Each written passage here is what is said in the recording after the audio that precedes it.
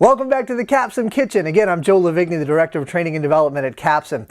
If you remember last time, we talked about our recipe for leadership awareness, self-awareness, team awareness, organizational awareness, business awareness, and yes, throwing a little bit of that spice for andragogy to spice it up with some adult learning. Today, we're going to focus on chopping up some self-awareness by cutting up a pineapple. Let's make a little bit of space here so we can get our bowl out here. Perfect. Self-awareness is really this understanding of who we are and how we're similar or different to others. It includes some portions like self-knowledge. That's the side where you look at how do we see ourselves with our personality traits, our motivation, our values, what are our attitudes, what behaviors do we really follow. Then you have the knowledge accuracy piece. This is really important.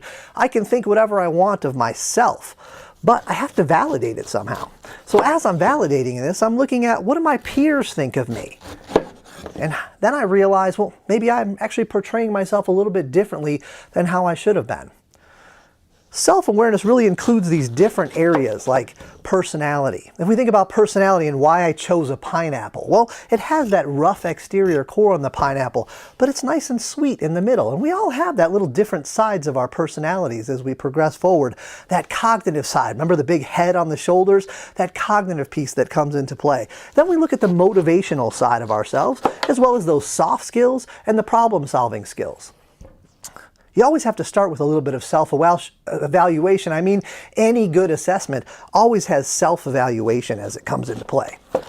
That pineapple's getting really rough on that interior. If we think about self-evaluation, look at those tools like an MBTI or a DISC assessment. It's really a self-evaluation piece. When you add in a Hogan, it's also a very self-evaluation piece as well.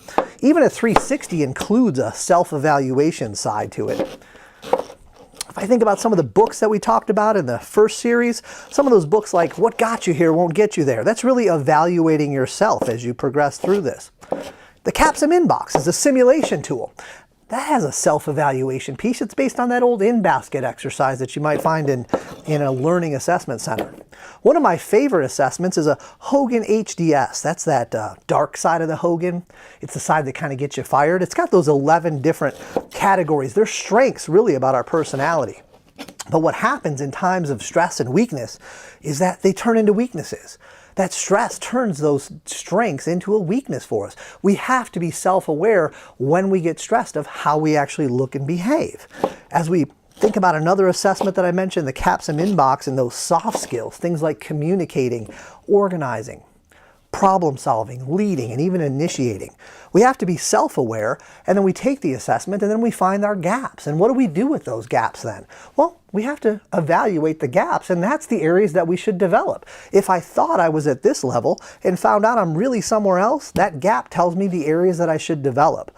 Sometimes we don't have to use just peer evaluations to do this, like we would in a 360. We don't want to put our core inside of our pineapple either.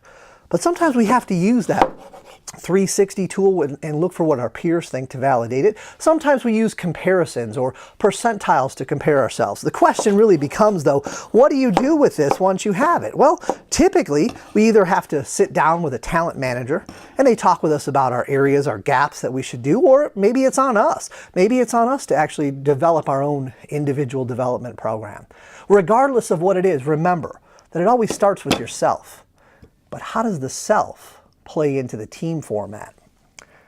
That's another adventure in the Capsim Kitchen. We'll see you then on our next video where we mix up team awareness. Oh, that's some good pineapple.